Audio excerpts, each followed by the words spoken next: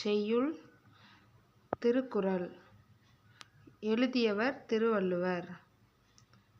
ஆசிரியர் குறிப்பு பின்வருமாறு. நூல் குறிப்பு. திருக்குறளை எழுதியவர் திருவள்ளுவர்.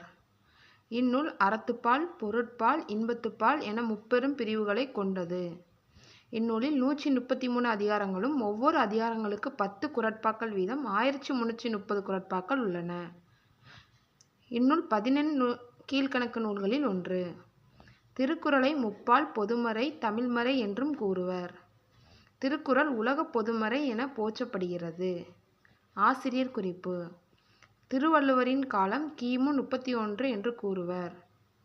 இதை தொடக்கமாக கொண்டு திருவள்ளுவர் ஆண்டு கணக்கிடப்படுகிறது. திருவள்ளுவர் சென்னா போதர், தெய்வப்புலவர், நாயனார் என வேறு பெயர்களால் போற்றப்படுகிறார்.